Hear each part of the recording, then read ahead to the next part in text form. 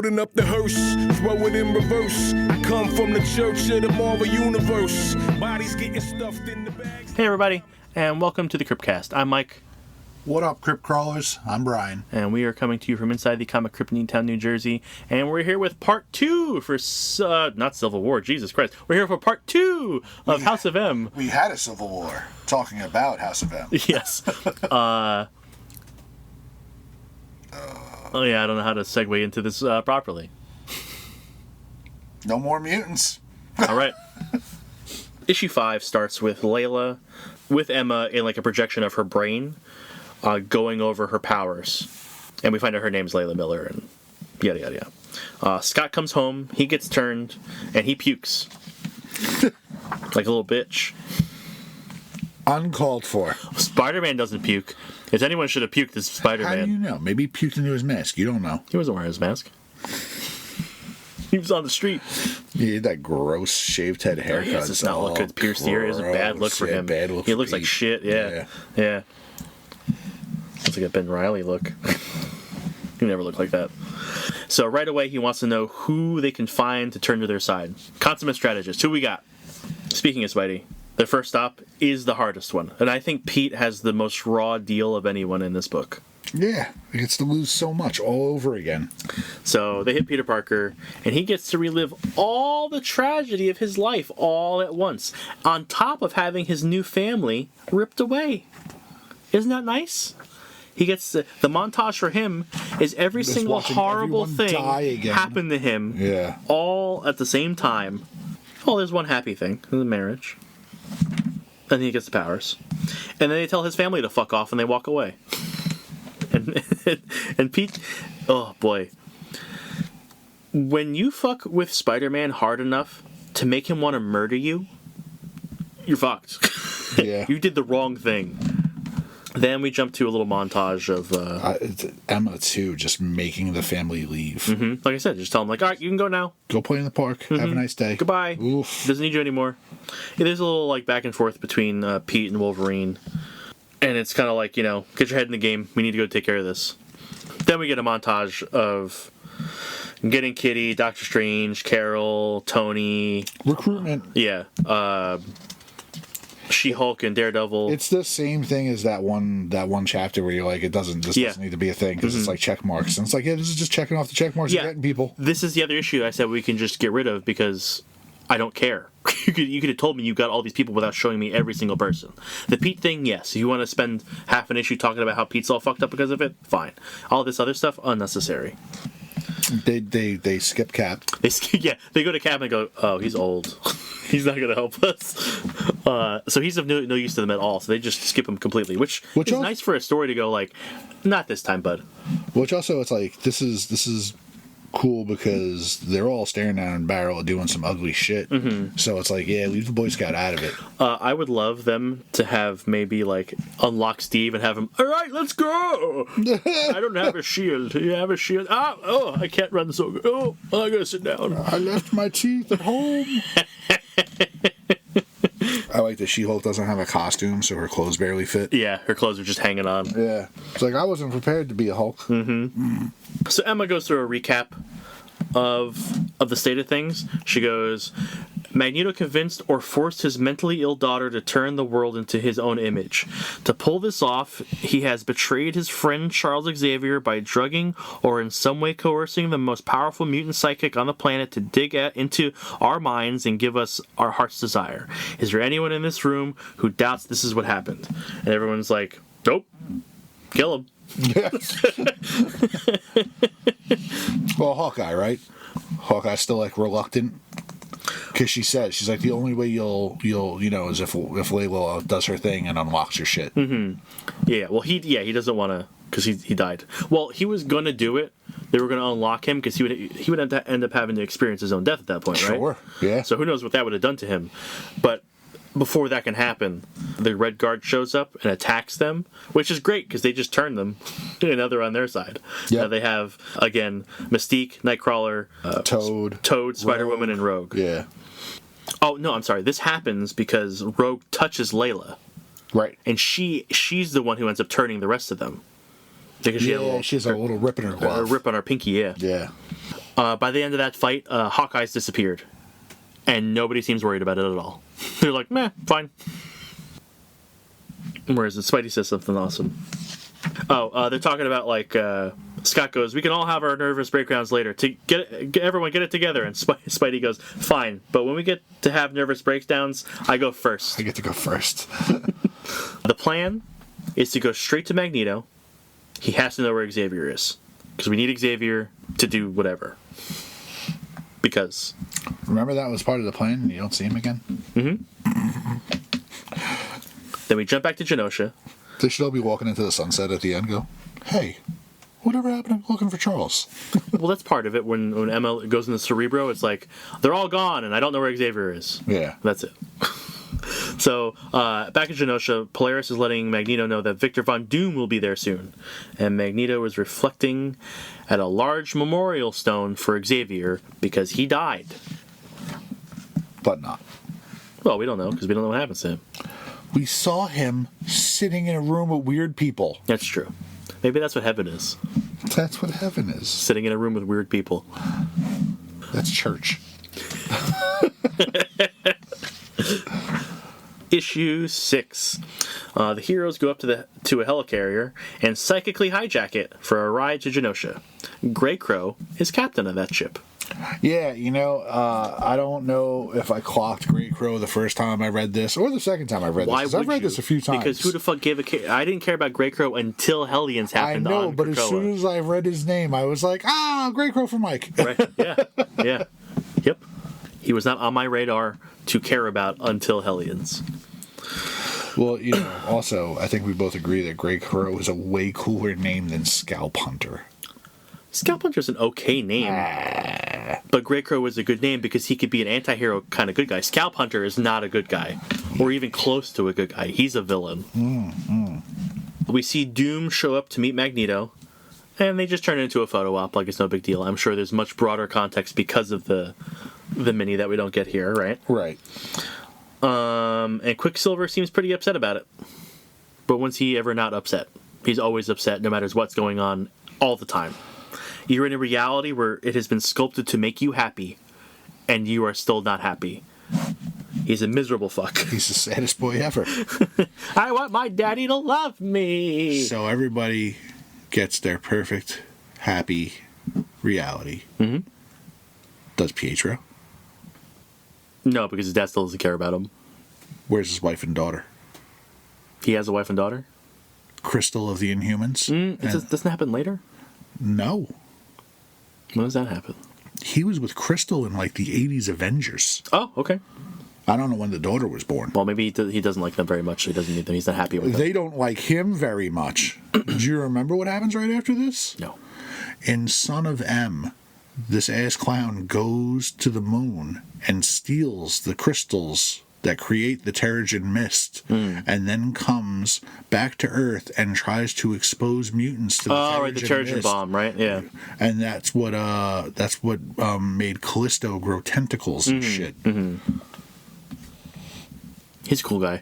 He's such a cool guy. He's so cool. Spider-Man threw him off a fucking roof. Why? He runs real fast. That's okay.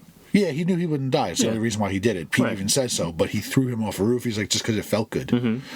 That was when the Terrigen Mist affected Pietro, and he wasn't just fast, he could travel time.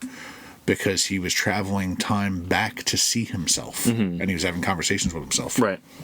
I like the Terrigen Mist better as a poison for mutants. Makes more sense. Sure. Son of M was a great read, though. Mm-hmm. We see all the heroes in the mess hall of the helicarrier, just kind of like resting, getting some food, and Luke and Peter are still grappling with the facts of what's happening, specifically talking about their significant others. Like, Luke calls Jessica, but she's with some other dude named Scott. And Pete, obviously, with MJ. Lang. He's dead. No, he's dead in reality. He's not dead in this reality. That could be just a guy named Scott. Jessica has a past with Scott Lang. It's Scott Lang. Okay. Yeah. All right. Scott comes in hot with a speech. Summers, not Lang. Luke comes over, puts on speakerphone, and it's like, hey, I'm Scott. Now listen, guys, I know you don't know me. Yeah. But you're heading in some rough waters. Yeah, so Cyclops comes in with a speech, and he's basically saying, you're going out with the safety off, no holds barred, turn off the governor, we're killing some people, because we got to make things right. We're making 3 teams. And then Spidey brings up if they'll even be able to put things back how they were. And then Kitty and Jessica, who were at the Happy People. No, Jessica was part of the Red Guard. Jessica was part of the Red Guard. Yeah, Kitty was doing fine as a teacher. Kitty was a teacher. You figure Carol would be on this train too. They're not even sure if they should try to fix it. Because it's like, hey, everyone's happy. Like, why would we fix it? Do we have to? Jessica's probably like, I'm an agent of one thing. I'm not an Avenger. I'm not Hydra. I'm just S.H.I.E.L.D. God, what a relief. So I have one job. I'm not a triple agent. I have weekends off. Everyone doesn't hate me. Just some people hate me. I can live with that. Yeah. But ultimately everyone decides that they have to make everything right. 3 teams. The party is underway at the House of Magnus, and someone asks Scott, why 3 teams? And Scott breaks it down. Emma, Cloak, and Layla are going to find Xavier. Doctor Strange is going to go talk to Wanda in astral form, and everyone else is there to keep House of Magnus occupied. So everyone else is just, we're going to fight. Well, I mean, when are you going to go fight Magneto? Those are barely teams. That's like, you, and you go by yourself, and the rest of us. I was expecting 3 strategically thought out actual teams. Well, I mean, Doctor Strange is a virtual team. It's like, listen. Well, he asked him if he needs backup, and he's like, nah. Yeah, it's like you can astral plane. You're not gonna no one can touch you if you don't want them to. Mm-hmm. You know. So the plan is laid out as the guests of honor are introduced to the party, which are T'Challa, Doom, Genis-Vell, Storm, and Namor, and everyone's wearing stupid clothes. It's a gala. Yeah, but our gala outfits were better. These are bad. We're Team Mutant now, huh? Yeah. Why was I not Team Mutant? I'm saying I could find some sympathetic things with Wanda. And as the House of Magnus is revealed, being Pietro, Wanda, Magneto, and Polaris, who are also wearing Wanda's looks alright. Polaris doesn't look great. We get a 2-page spread of all the heroes jumping in to attack, and Wolverine's right up front. Wanda's outfit? I like it better than Polaris's. Oh, yeah, metal veil is stupid. It's got like a Middle Eastern kind of vibe about it. Oh, I'm sorry, I skipped a page. They throw a sentinel at Yeah. They throw a sentinel at him first. Magneto stops the sentinel. Magneto and Polaris stop the sentinel. You don't want to give her any credit. No, she does. Shit. This is the only thing. And then all the heroes jump off the sentinel. Another great splash page. It's a good one. And finally, somebody got She-Hulk some damn pants. Yeah. Her clothes haven't been fitting. And then that shield helicarrier is really equipped, huh? But they couldn't get Murdoch a costume. Yeah. Well, come on, who's gonna? We have a Daredevil costume waiting right here. But Daredevil exists in the thing. Layla was looking for him. Right. He didn't have time to change. Well, Kitty's still rocking the schoolmistress clothing, so I guess that's okay. Yeah. So they just fight. It's just a whole lot of fighting. It is. And splash pages. And all the fighting is just cameos of other characters as the guard for thing. There's Sasquatch, Pyro. Yeah, it is Sasquatch, right? Rogue is all powered up because she's sucking powers left and right off of people, and she tackles Storm and Namor. Jump over to Emma, Cloak, and Layla, and they find Xavier's memorial, and they think all hope is lost until Cloak checks it out. He phases underneath the rock, and he's like, it's all dirt down here, no body. He's out there somewhere. And that's the end of that issue. I like that Cloak comes in clutch in so many ways. Mm-hmm. Hold on, let me go check. Like I said, don't go losing it. Underutilized character. Issue 7 opens with another 2-page spread. They're just trying to eat up page space. More cameos. We got Sauron, Blob, Lady Deathstrike, who I can see. Who it's gonna be other people in here, right? Who's that? Is that Zoran? Mm-hmm. Just a lot of Cameos, just for the sake of it, cameos. Lots of people. So Storm is all Who's the liquid metal guy? What are you looking at? Oh, that's Doom. Never mind. I forgot that Doom's like malleable in this. Yeah, very weird. Yeah. Like I said, Rogue is all super powered up, and she, unfortunately, is the first person that Pietro meets when he goes out to fight, and she just like cracks him back. It looks like he bounces off of her. Yeah, almost. Yeah, I guess so. I think so. Yeah. And then we see Scarlet Witch literally dissolving into little Tetris blocks. Doctor Strange uses the distraction to phase into the tower where Wanda is playing blocks with her sons. She's not actually outside. So she knows who Doctor Strange is. She says he was there when her sons were born. The body currently dissolving downstairs is just for show for her father. She's up here. She never leaves the kids. Ever. It's because they're little demons. Or, she's crazy. Strange clues her in. Little combi. Yeah. Strange ends up cluing her in into what's happening outside. Everyone's fighting because of her. I like that she's like, outside? ? Yeah. There's an outside? Yeah, what's that? Yeah. Psycho. She says the point of everything, the point of all of this, was that there should be no more fighting. Everyone's supposed to be happy. Why are people fighting? And then Wanda replays the memory of the night Pietro confronted Magneto with what he believed was going to be Wanda's impending death. And we see the conversation between Pietro and Wanda after that. And I think it's really tragic. And I think this is where the sympathy for Wanda comes from, for me.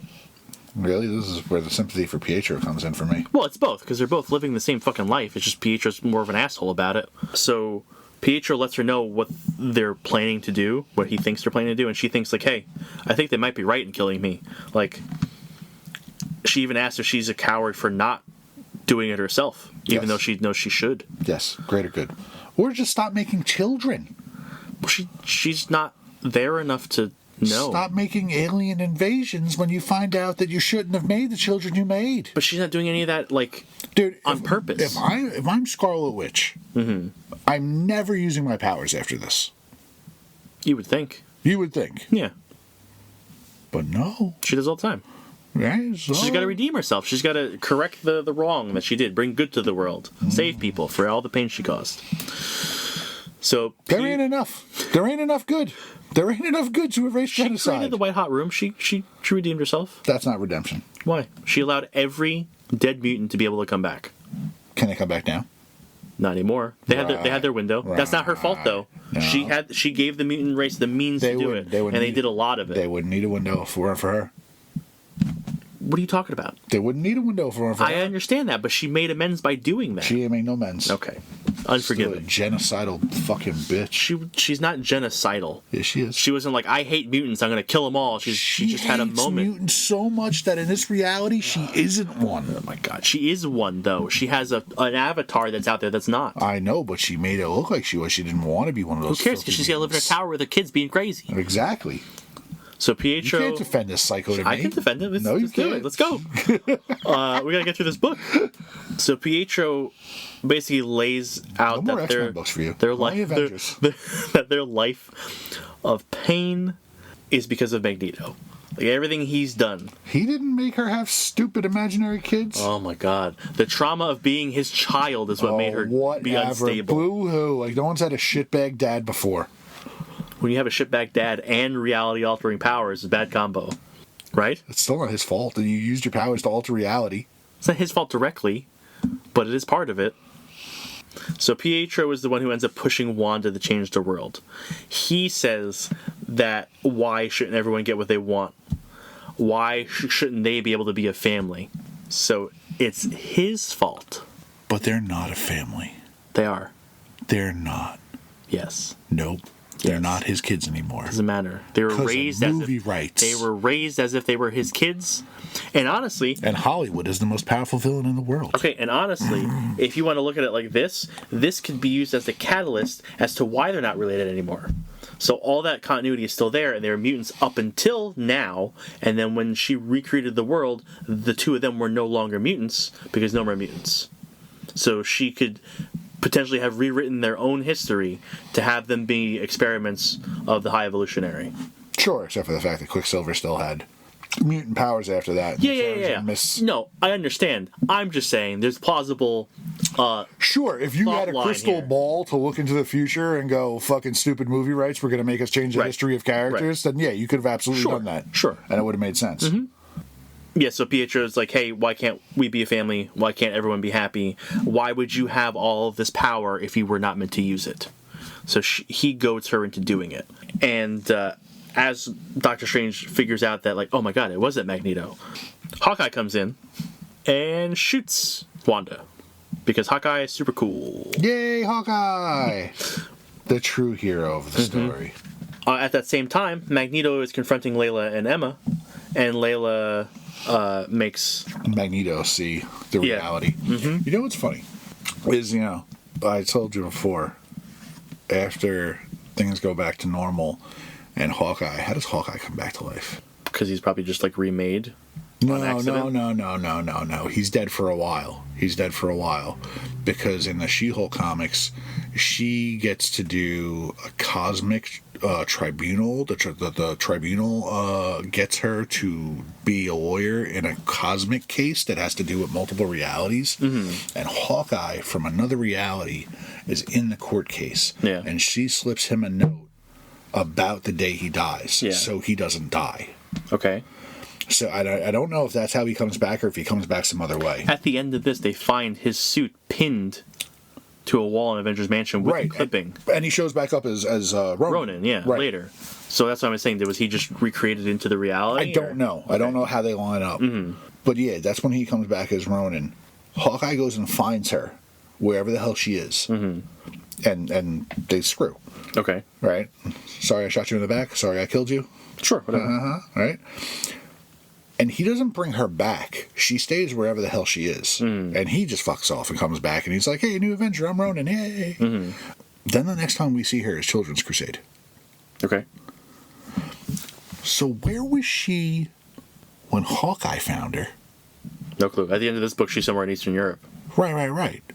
But, even if it's like Mount Wundagore or whatever the hell, at some point, she leaves wherever she is where Hawkeye finds her and winds up in Latveria. Because in Children's Crusade, she doesn't remember she's a Scarlet Witch, and Doctor Doom is going to marry her. I mean, she's somewhere in Eastern Europe, so she could be in Latveria at the end of this. She's just happy in the market. She doesn't know she's her. She could just maybe have wiped her own memory. So Hawkeye shows up and sneaks into Latveria and sleeps with her while she's engaged to Doom? I have no idea. Right. No clue. Yeah. You're talking about shit that happened before I fucking started reading comics. So he shoots Wanda. Magneto is confronted by Layla and Emma. Layla makes Magneto see the truth. Then we cut back to Hawkeye being very upset for being killed in the other reality. And Wanda's kids start to flex some real power and disintegrate him into little Tetris blocks. And he's like a mess. Like, he's crying. He's like, we were friends. I truly loved you. I'd kill for you. They weren't like a romantic thing. No, but like... Because this whole thing kicks off because he slept with Janet Van Dyne. Yeah. Well, they were in I'm saying the whole catalyst for this and Disassembled is because Janet thinks she's pregnant, or thought she was pregnant, had to take a test. Yes. And because she slept with Clint. And that's when she says, oh, yeah, you and the kids. And Yeah, she kicks it off, yeah. But, I don't know. They could have like a brother-sister thing. I don't know. The Avengers relationships never seem as close as the X-Men relationships because the X-Men are a family and the Avengers are co-workers. True. So I never got that closeness. But yeah, the kids end up like disintegrating Hawkeye into Tetris blocks. So he's dead again. And it turns out Wanda's losing control. He's not dead. Well, now he's not dead. It's a different reality. No, they're not dead. They're not dead. No, they don't die. All right, he's not dead. He was already dead, so he was remade. He didn't die. He died. He died again. No, he was disintegrated. Sorry. He died again. Correct. Thank you for catching me. No, I appreciate it. He died. Snuffed out like a candle. Wanda's losing control. That's because of all the blocks blowing by of his pieces of his existence. No, it's a metaphor for his life being snuffed out like the candle. Yeah, whatever. Wanda's losing control.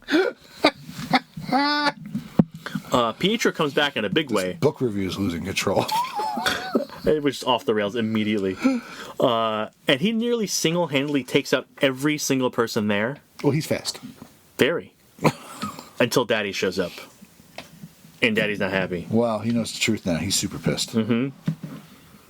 Yeah, what have you done in my name, boy? And it's just a whole bunch of him yelling. And then Magneto proceeds to really fuck up his own son. Like, by the end of it, like, he's just broken, battered in a pool of blood on the floor. And he gets saved by Wanda. Yeah, them too, man. Like, Good siblings.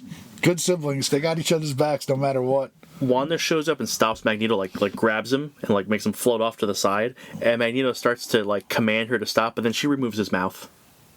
Just gone. Like horror stuff. And then she heals Pietro and everything's okay.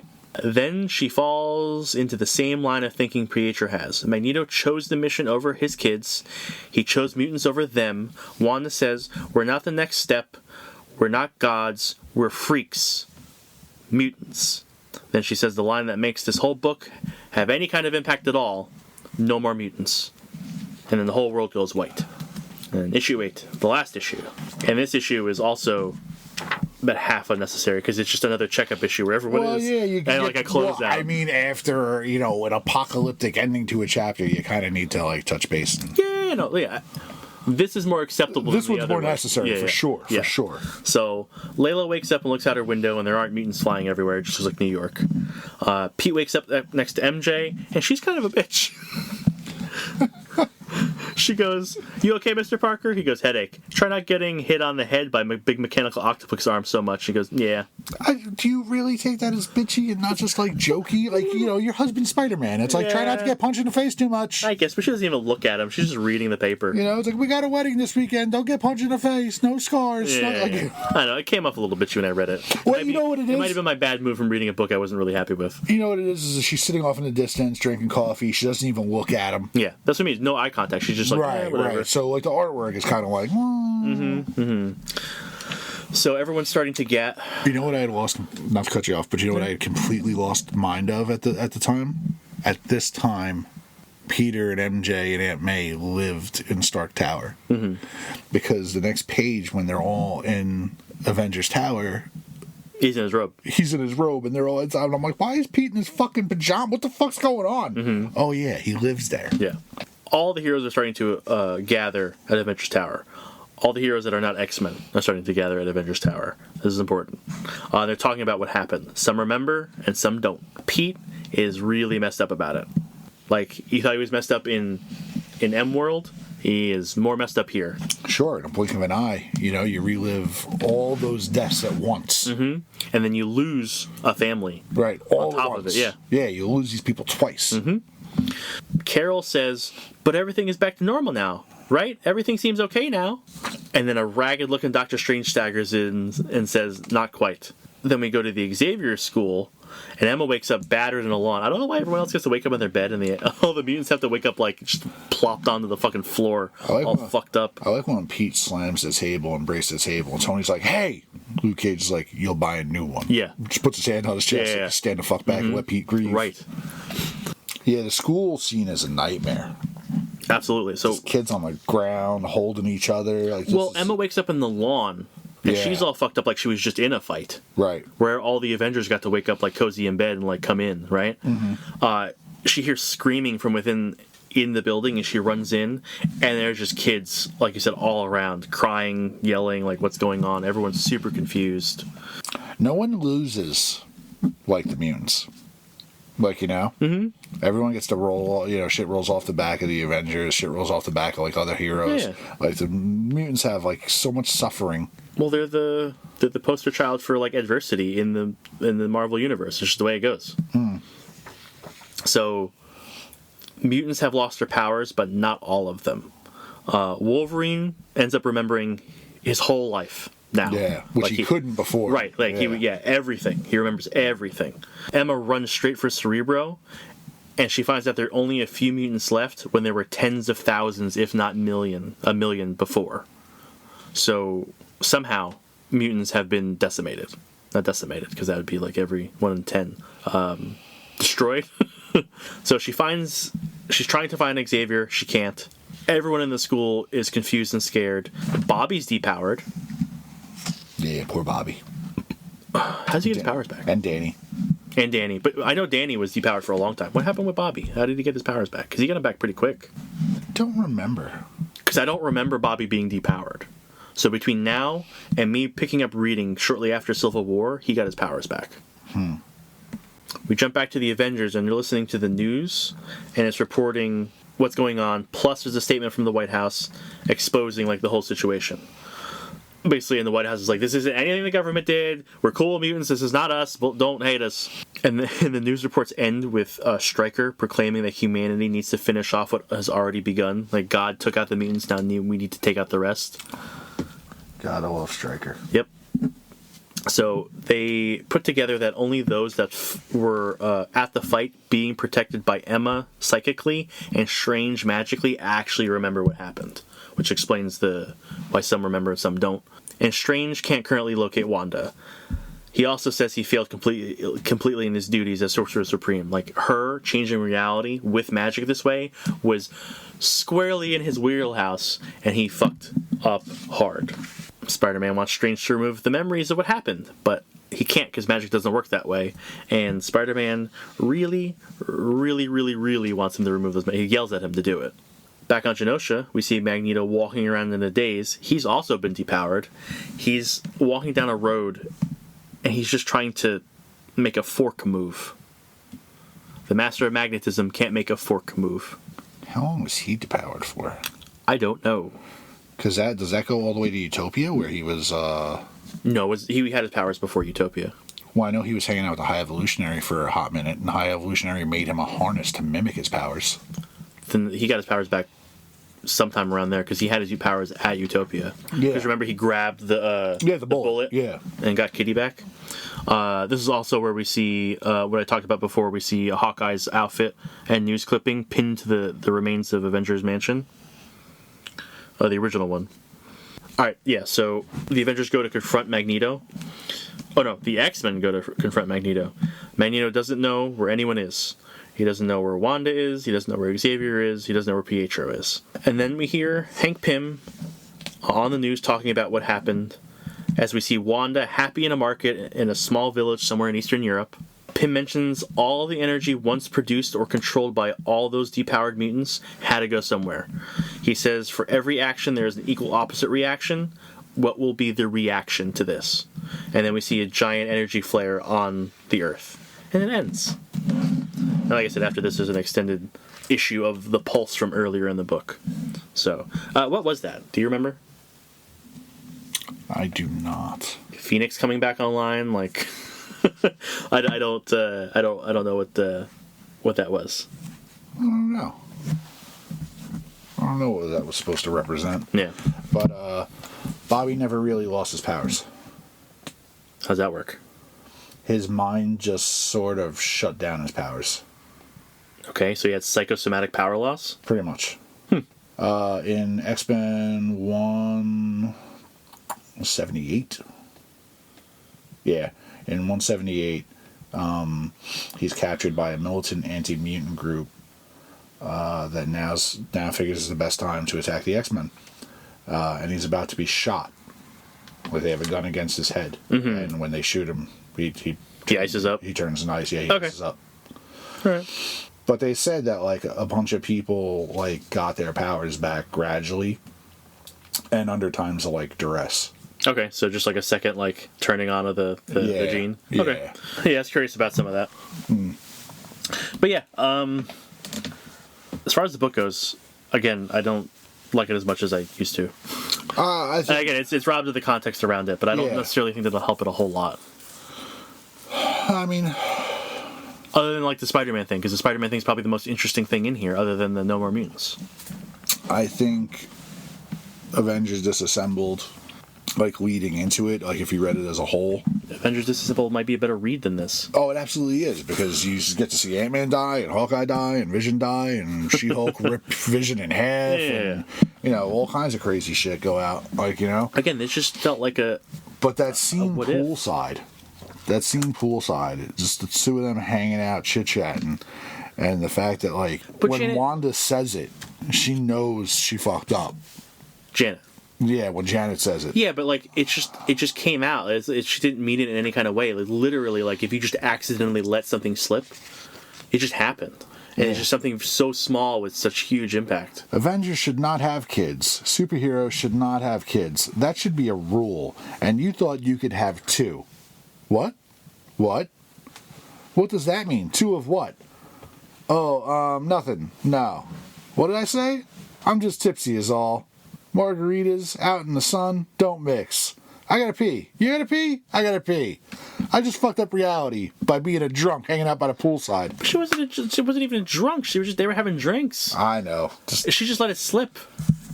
You gotta be a more responsible hero. You're protecting secrets that are gonna make mentally disturbed people rewrite reality. She had no way of knowing that was happening. It was a complete accident. Why risk it? Because you're Janet Van Dyne. But it was because you're a fashion designer, moron of a superhero. You say it like she meant to say it. I say it like she's a dumbass who shouldn't be a superhero. What's her superhero you have to do with anything? She's a fashion designer. She ain't no superhero. Because my husband made a thing, I get to go be a superhero? Yeah. No! You get to be an asshole who shoots your mouth off and gets a mutant race erased. She wasn't even shooting her mouth off. She just made a mistake. Whatever. No drinking for... See, that's why heroes should abstain from everything. No drugs, no booze. That's why they made Gambit and Wolverine stop smoking. Oh, no, that was because they want kids smoking. No, I know that. They were concerned about their lung health, which Wolverine shouldn't be because it doesn't matter. And it's just another footnote. It's another footnote in the history of Avengers sucking ass. Anyway, like as far as this goes, I really think you only need to read it if you're like a really big X-Men fan. Outside of that, I don't think it's necessary unless you're trying to go like down the Marvel timeline. But that's what it is. It's important to the Marvel timeline. It's a historic event in a Marvel timeline. It's like reading Civil War. It's like reading Secret Invasion. Those things, like as stories, those were better stories than this. This is literally just like, did you know all the mutants were fucked up in M-Day? Cool, you can move on. You don't need to read this. It might be a better the Civil War, which I don't agree is a better story. Secret Invasion, definitely a better story. But neither of them had the lasting ramifications that this did. This was the most pivotal event they have ever had. It is the event with the most long-lasting ramifications ever. I agree. Yes, M-Day is important. Right. M-Day is very important, but that is the only thing that come out of this. Civil War was relevant through Dark Reign and to Fear itself. It was a longer-lasting thing. It's not like events now where they just pop out a thing. Relevance. House of M was relevant all the way up until Krakoa. Because of M-Day. Because of the reduced mutant population. Right. It doesn't make this a better read. It makes it more important to the history of the timeline. Yeah, and all you have to go is like, M-Day happened. You don't need to read this. Honestly, I only think you need to read this if you're really into X-Men. That's a Fantastic Four Avengers books for you from now on. No more X-Men. Look, I could be objective about whether something is good or not. I'm not just gonna roll on and be like, X-Men are the greatest all the time. They never did anything bad. Poor X-Men. You just roll off. That's fine. That's fine. We know where you stand now. Mm-hmm. Yep, I sympathize with Wanda, and I don't think you should read House of M. You sapiens. I don't know. But seriously, I was legitimately disappointed in this. I wasn't. I just remember liking it a whole lot more. I mean, maybe because it was closer to happening. I don't know. Yeah, maybe the distance of it. But I mean, I think during the time periods of like Marvel or DC events, you're reading other Marvel or DC books, so you're getting the effects all around. Sure. Again, I'm not saying M-Day is not important. It is very important, but that's the only important thing that came out of this. I don't want to read this again. I'm not even talking about importance. I'm talking about like if you like the impact of it all on a broader scope. To enjoy it as much as you did, you'd have to read all the books that came out for those 8 months. You'd have to read the Uncanny issues and the Avengers issues and all the shit that it touched at the time. Right. You're not. You're taking these eight issues on face value. Yeah. And I mean, Civil War was watered down too. You're not getting the flavor. I'm sure Secret Wars will be watered down whenever we get there. Right. Or Secret Invasion, sorry. I am positive I am positive. I don't know what book it is, but I am positive, and I shit my pants when I read it. Somebody said right after House of M concluded, we have to find the Scarlet Witch, and Spider-Man said, and kill her. Okay. Yeah, it's a big deal, and that's he got fucked up real hard in this. Right, and that was not in here. So I'm saying, you can judge these on the 8 issues alone, but at the time you read it and enjoyed it more, you didn't. You enjoyed it on all the events that were going on. Agreed, but the problem is we do have to take it alone because that's not going to happen. But case in point, we are sitting here with House of M sitting on a table, right? We are also sitting here with Avengers Disassembled on a table, because you cannot take this by the 8 issues alone. If you took it on the 8 issues alone without even looking and talking about the discussion between Wanda and Wasp, you'd be like, why the fuck is this even happening? Right. Yeah, other than they in the intro saying that Wanda kind of like lost it. Yeah. Marvel and DC are not meant to be isolated things. Agreed. You need the rest of the universe. Yes, but like, think of the perspective of a new reader. Like you get to read House of M, but then you got to get Avengers Disassembled because you're not going to really know what's going on there. But then you have to get like you can't do that. It doesn't make it less good though. And as far as new readers go, when do we ever recommend Marvel or DC to new readers? We're always like, go indie. We go Marvel DC if it's something new that started that people could jump on. Never at any point do we go, hey, go back to 2005. No, but I will recommend people who are like, hey, I want to start reading Marvel or whatever. I'll still recommend Civil War. Right, but if somebody came in and was like, I want to read X-Men stuff, we'll read House of M because it's pivotal and had lasting effects on... I don't think so. Yes, it's pivotal, had lasting effects, but I don't think I'm going to. But you're going to want to know. But you want to know why, and you're going to want like, why were they a dying race for over a decade? Sure, because end day. Right. Yeah, and you could sum up this fucking book in 2 sentences. Sure, but is that going to be good enough for someone who hasn't read it? I don't think this is going to add much more than 2 sentences, honestly. I mean, if it didn't add more than 2 sentences, how the fuck did we talk about it for over an hour? Because we have some disagreements and we ran through the whole book. That's bullshit. It's bullshit. We didn't have like a dialogue about the book for 2 hours. We ran through the book, recapping what happened, and with some interspersed... Listen, I'm not saying it's my favorite thing I've ever read. Far from it. I don't hate it. You sound like you hate it. You sound like you're a mutant-hating, Avenger-loving asshole. I have a Hydra tattoo. They don't hate that. Maybe I'm a purifier now? I don't know. Hydra embraced the mutants more than fucking America did, because when Stevel was running America, the mutants had California. Oh, you know what? They had their own state. Remember X Club? Oh, the Science guys. The Science guys. Yeah, Science book. They came across a little remnant of Hydra that was creating a gun that would disintegrate based on genetic markers, and they thought it was going to be used against mutants, but they were using it to find like other like races. Oh. Basically, you could fire a gun at a line of people, and if you had this specific genetic marker, it would kill you, but leave someone safe. But not for mutants. I don't believe it was supposed to be for mutants. So who the hell were they looking for? I don't know. I just might be saying that in my head. But if that's correct, they were looking for someone, right? Like they were looking to, like, like which one of you guys is Atlantean or Inhuman? Yeah, I don't know. I don't know what. That would be a great weapon if you were looking for Skrulls. Mm-hmm. But it's not looking. It's you're gonna die. You disintegrate. Well, it's not gonna find you. It's gonna find you and destroy. It found you. Like, yeah, hey, look, that Skrull's gone. But it was a gun based on specific genetic markers. Yeah. I'm not surprised to hear you chastise this as much as you are, but I still feel like it's very important. And I feel like if you do want to read it, you should read more of the surrounding stuff. Which is difficult, though. We're talking about like 20 years ago. It's difficult getting a hold of this shit.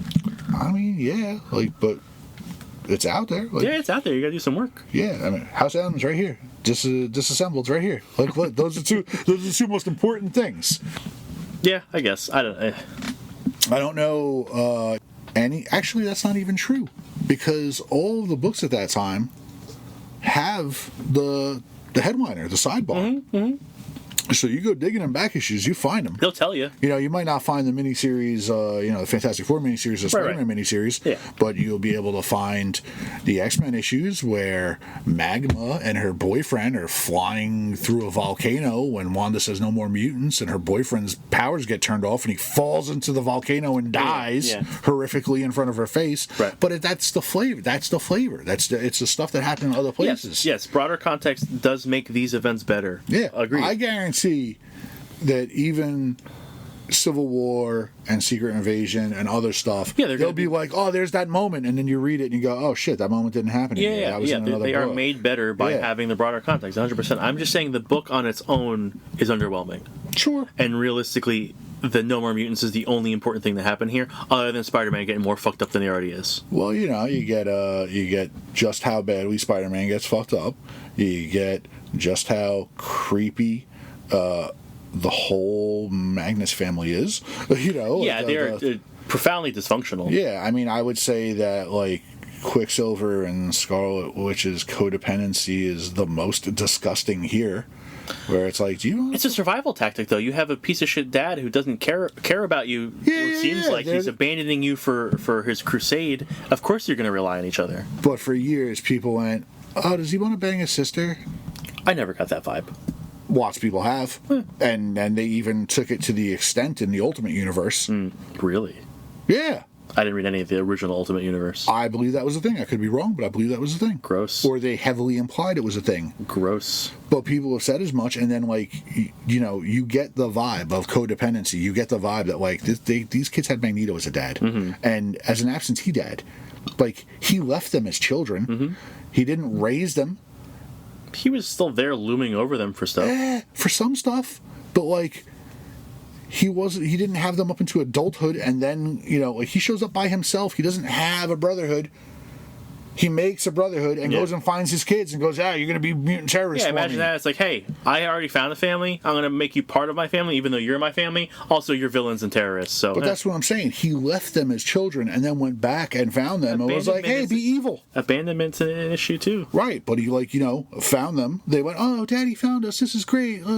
Dad's back. Cool. Now I need you to do real evil things and be bad guys. Mm-hmm. Okay, because, we want Dad to like us. Yeah, they're both terribly damaged, tragic people, and I don't think that really reflects anywhere until here.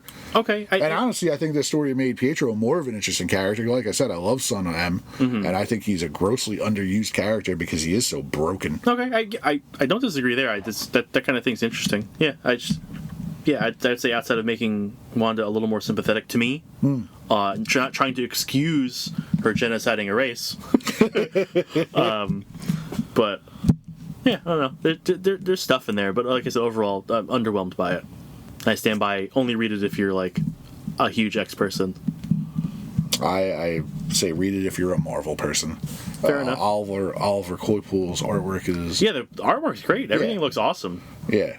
Bendis, this is peak Bendis. Yeah. Like, this is like he's getting into the, like, into his I don't know. His stride. His stride. Yes, that's the word. Get into his stride because you're just going to get a whole and also if 5 to 10 years of awesome. And also if you love Marvel and you're not like just an Avenger guy, or just X-Men guy, or whatever, you get everybody. The only people you don't get is Fantastic Four. Mm-hmm. You get the Avengers, the X-Men, and Spider-Man. Like you get everybody. Yeah, it's everyone who matters. Yeah, and you get them all really well written in character. Yes.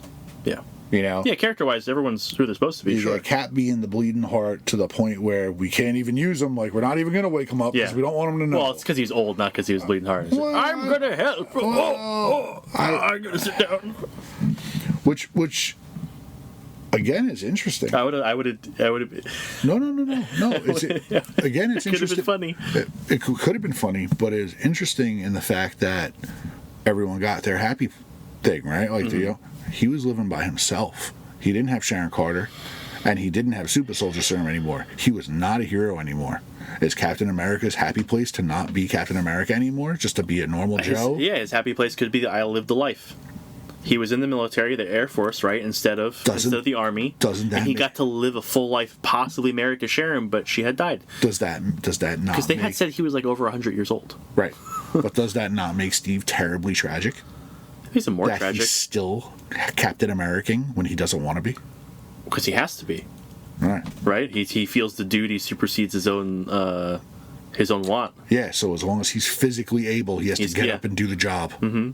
That's shown out in Twilight. That sounds terrible. Mm-hmm. Yeah, and Twilight was kind of like that same vibe, right? Yeah. Mm-hmm. Yeah. But in Twilight, he was a handsome Robert Redford. Yeah, he was much better looking. And this, he was a marshmallowy shrub. Yeah. All right, so we're going to cut it there. We went pretty long on this one, which I'm not surprised about considering. Well, we had to cover the fact that you're a race trader. Yeah. Yep. Hail Hydra and... I'm wearing my Mutant and Proud shirt tomorrow. Dirty muties. Genetic trash. Hail Hydra. All the cool kids are doing it. Oh, no. Oh. I'm not into that side of Hydra. I think they're just cool bad guys. I think my chair just broke. I'm not even fucking around. Okay, guys. Thanks for listening. If you would like to give us a recommendation for a future book review, you can do that at thecomiccryptcast@gmail.com. Definitely not a Marvel event. Yeah, we're going to do something different. Don't worry. Probably not a DC event either. Yeah, we're going to do something. Don't worry. We got something. Mike's interesting. I like capes and spandex. Shit, where are we? The comic. Eatontown, New Jersey. Yes, we are. If you don't know, we're on YouTube now. You can search us out there by our handle at thecomiccryptcast NJ on YouTube. And you can follow us on Instagram and Facebook. Links will be in the show notes. Go read your books. Jesus is co-hosting now? It's my co-pilot.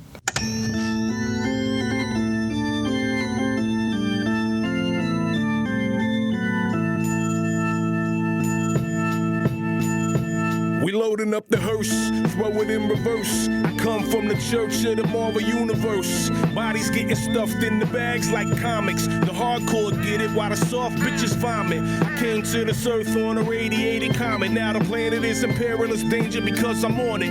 Fly super villain with the superpowers in me. Got the red issues and all my shit is minty. Body like Ben Grimm, suckers I be beating down. Look around and we be found chilling out in Eatontown. I'll be at the comic crypt stacking up the kryptonite.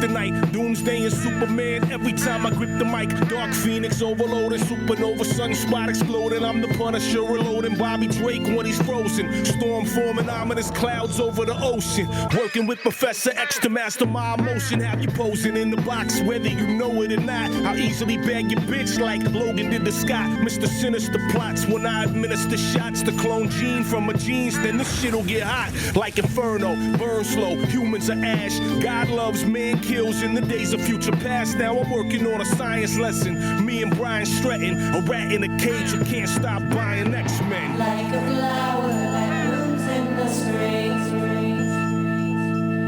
You were beautiful.